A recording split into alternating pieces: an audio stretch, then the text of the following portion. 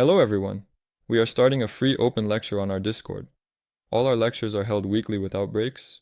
If you, the viewer, simply want to ask questions and get answers online, join our lectures. You can find the link to our Discord in our Telegram channel. To easily find out the lecture times, join our Telegram channel and look for the schedule.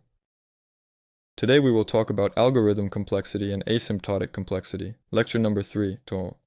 Let's start with some definitions. Computational complexity is the complexity or the overall complexity of algorithms. Two small translations can be mentioned. This concept in computer science is the theory of algorithms, which denotes a function of the dependency of the amount of work performed by a certain algorithm on the size of the input data, in principle the number of certain operations, the completion of certain data, and accordingly this can be called the complexity of the algorithm under some average calculations. Algorithm complexity is a quantitative characteristic that indicates how much time or memory, such as, is typically required to execute an algorithm. Purpose. In computer science, we use programming to calculate runtime, speed, and required memory. Accordingly, we will now move on to the terminology.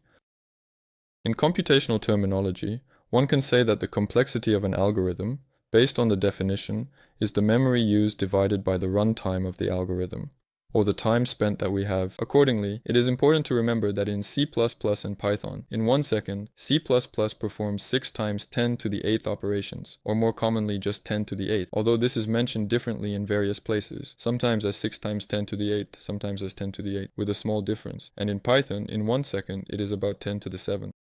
This is approximately the number.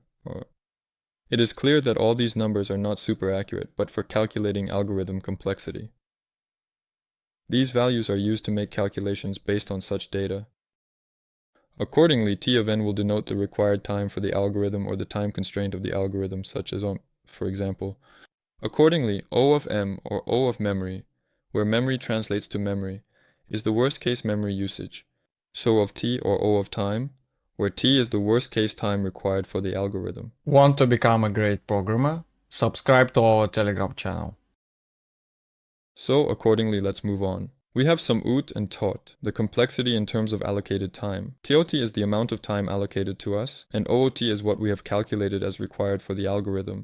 That is, if we are allocated TOT 2 seconds, and our OT, which we calculated, is greater than TOT, then, for instance, such an algorithm does not fit within these limits. If they are equal to each other, then the algorithm is suitable, but it requires precise calculation and performance testing. In fact, it may not pass depending on the complexity of the procedure.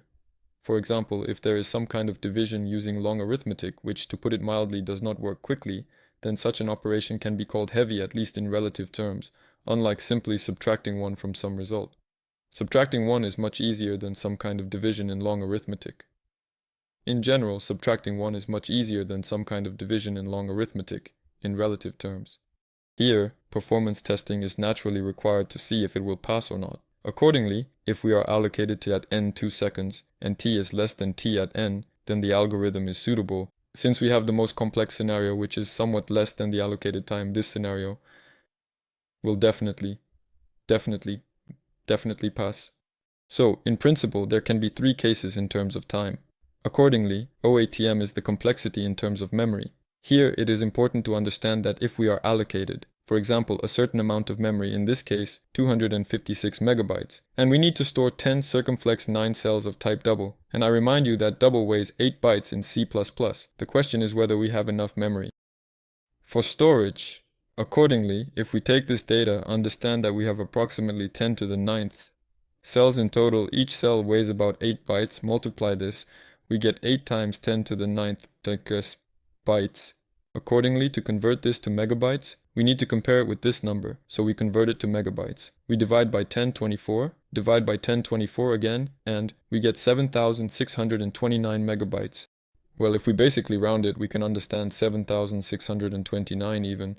If we take it, obviously, 7,629 is much larger than 256, so it won't fit. This means we have a memory complexity issue, because we are taking too many cells when we have only this much allocated. Accordingly, to convert this to 1024, I divided it, and we understand that the weight here is almost 7.5 gigabytes. That is, it's really a lot. Indeed, actually, unlike what we want to have, 256, and here we have 7.5 gigabytes. Thus, we understand that in terms of memory, this solution will not work if we use 10 circumflex 9 cells. Next, we move on to the terminology of big O itself. What exactly is it? Well, it's essentially the calculation of some worst-case scenario. To put it briefly, but if you take the full definition, big O, the number of operations that will typically be performed before the algorithm completes, depends on the parameters passed. That is, if we have some number n, usually denoted as the number n, and it is passed as 2 somewhere, 10 somewhere, 100 somewhere, then, essentially, the number of operations in this algorithm will depend on it. Accordingly, there is a chart of the dependencies of various complexities, what they are, and the corresponding dependency of parameters. Want to become a great programmer? Subscribe to our Telegram channel.